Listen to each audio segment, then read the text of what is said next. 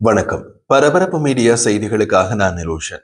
சிரியாவின் தெற்கு மாகாணமான ஸ்வீடாவில் அல்மஸ்டா மற்றும் சமி இடையேயான பகுதிக்குள் சிரிய ராணுவத்தின் ராணுவ டேங்கர்கள் வருவதை தடுக்க அவற்றின் மீது இஸ்ரேலிய ராணுவம் டேங்க் மற்றும் விமான தாக்குதல் நடத்தியது என்பதை IDF உறுதி செய்துள்ளது.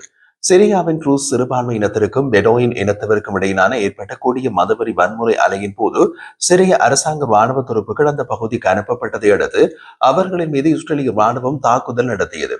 சிரிய ராணுவத்தின் டேங்கர்கள் அப்பகுதியில் இருப்பது இஸ்ரேலுக்கு அச்சுறுத்தலாக இருக்கலாம் என்று IDF கூறியது. மேலும் அப்பகுதியில் ஏற்படும் ராணுவ நகர்வுகளை இஸ்ரேலிய ராணுவம் தொடர்ந்து கண்காணிக்கும் என்று கூறியது.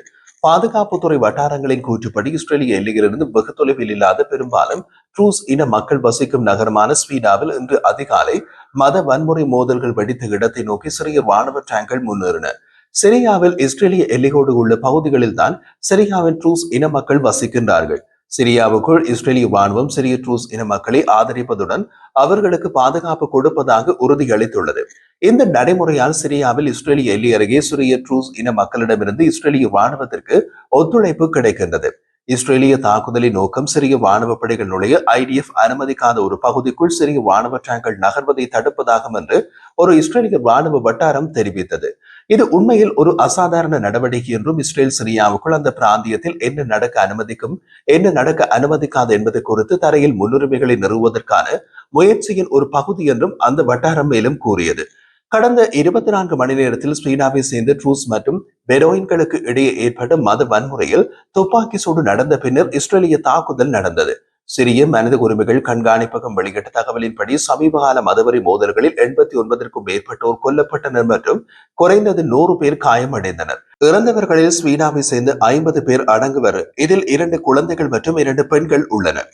இவர்கள் சிரியாவின் ட்ரூஸ் இனத்தை சேர்ந்தவர்கள். ட்ரூஸ் இன இயக்கங்களுக்கும் பெரோயின் பழங்குடி இயக்கங்களுக்கும் இடையே நேற்று திங்கட்கிழமை தொடங்கிய மோதல்கள் ஸ்வீடாவுக்குள் பல மாதங்களாக இருந்த பதட்டங்களை தொடர்ந்து முதல் முறையாக மத வன்முறையாக வெடித்தது.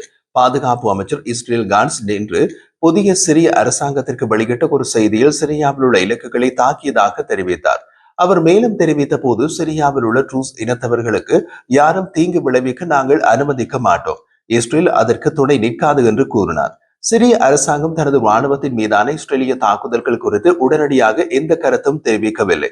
மேலும் இஸ்ரேலிய ராணுவத்தின் சுருக்கமான அறிக்கையில் எத்தனை டேங்கர்கள் தாக்கப்பட்டன என்பது குறிப்பிடப்படவில்லை.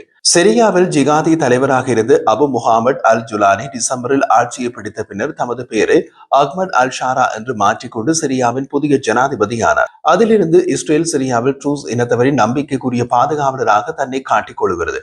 இஸ்லாமியவாதிகளால் நடத்தப்படும் அரசாங்கத்தின் மீது சிரியாவின் சிறுபான்மை பிரிவுகளின் மக்களிடையே உள்ள அவநம்பிக்கை உணர்வை இஸ்ரேலிய ராணுவம் பயன்படுத்தி கொண்டது. சிரிய ராணுவத்தை இஸ்ரேலிய எல்லைகளில் இருந்து விலக்கி வைக்க இஸ்ரேல் முயற்சிப்பதால் சிரியாவின் புதிய தலைவர்களை நோக்கி இஸ்ரேல் ஒரு ஆக்கிரமிப்பு நிலைப்பாட்டை எடுத்துள்ளது. இஸ்ரேல் சிரியாவில் ட்ரூஸ் இன மக்களை பாதுகாப்பதற்காக சிரியாவில் தொடர்ந்து இருக்கப் போவதாகவும் கூறியுள்ளது. மேலும் சிரியாவின் தலைநகர் டமாஸ்கஸின் தெற்கே சிரிய ராணுவத்தை நிலைநிறுத்த அனுமதிக்க மாட்டோம் என்றும் கூறியுள்ளது. ட்ரூஸ் பெரும்பான்மை நகரமான ஸ்வீடாவில் மோதல்கள் நேற்று திங்கட்கிழமை ஆரம்பத்தில் மாகுஸ் சுற்றுப்புறத்தில் வெடித்ததாக சிரியாவின் உள்துறை அமைச்சு தெரிவித்துள்ளது. பெரிய அளவிலான மாகாணத்தில் பல மாதங்களாக கொதித்து வரும் பதட்டங்கள் நகரத்தை அடைந்தது இதுவே முதல் தடவையாகும். உள்ளூர் ஆயுத குழுக்கள் அரசாங்க ராணுவ படைகளுடன் போர் புரிய தொடங்கியதால் திங்கட்கிழமை மோதல்கள் விரிவடைந்தன. ஸ்வீடாவில் உள்ள ட்ரூஸ் ஆர்வலரான காலித் நெமர் மோதல்களில் குறைந்தது 150 ட்ரூஸ் இன மக்கள் கொல்லப்பட்டதாக கூறினார். ஆனால் வேறு தரப்புகளின் கணிப்புகள் அதைவிட குறைவான இறப்பு எண்ணிக்கையே குறிப்பிடுகின்றன. உள்ளூர் செய்தி தளமான ஸ்வீடா 24 நடத்தும் ஸ்வீடாவை சேர்ந்த ஆராய்ச்சியாளர் ராயன் மாரூப் கூறிய போது நிலைமை மிகவும் மோசமாக உள்ளது. காலை முதல் அரசாங்க படைகளால் பல சுற்று தாக்குதல் முயற்சிகள் நடந்துள்ளன. அதே போல் ஷெல் தாக்குதல் நடவடிக்கைகள் மற்றும் ஆயுத மோதல்களும் நடந்துள்ளன என்றார்.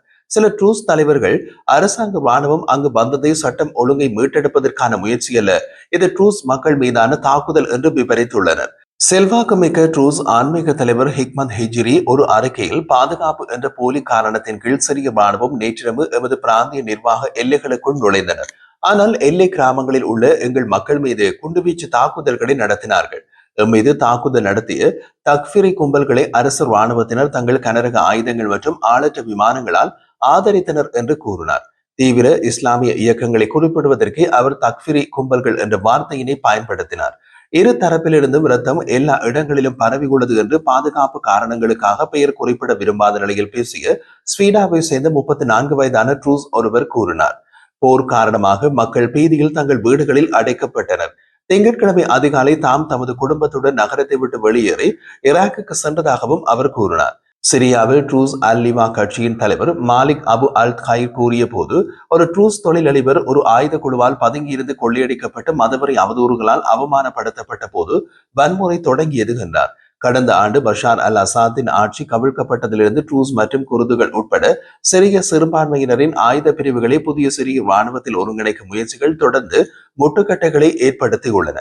சிரியாவின் உள்துறை அமைச்சர் அனஸ் கட்டாப் வெளியிட்ட ஒரு அறிக்கையில், ஸ்வீடா மற்றும் அதன் கிராமப்புறங்களில் நடந்து வரும் பதட்டங்களுக்கு அரசு அமைப்புகள், குறிப்பாக ராணுவ மற்றும் பாதுகாப்பு அமைப்புகள் இல்லாதது ஒரு முக்கிய காரணம் என்று கூறினார். சிவில் அமைதியை உறுதி செய்வதற்காக இந்த நிறுவனங்களை மீண்டும் செயல்படுத்துவதே ஒரே தீர்வு என்றும் அவர் கூறினார்.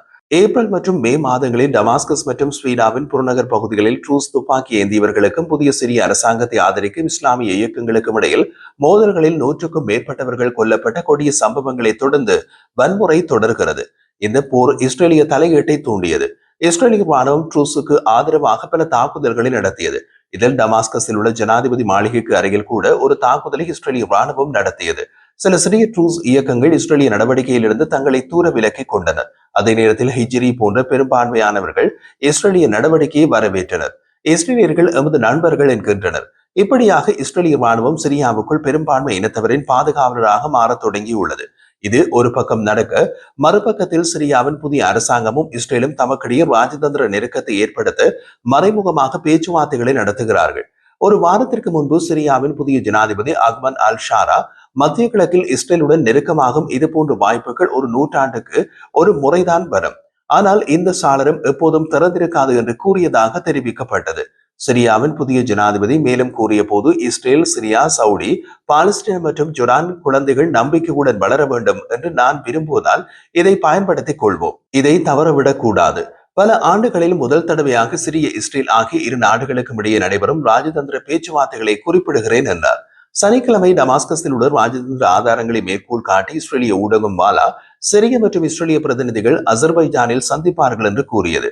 சிரிய ஜனாதிபதி அஹ்மத் அல் ஷாராவின் பாகு வருகையின் போது இந்த சந்திப்பு நடைபெறும். ஆனால் அவர் இஸ்ரேலுடனான சந்திப்பில் பங்கேற்க மாட்டார் என்று கூறப்படுகிறது.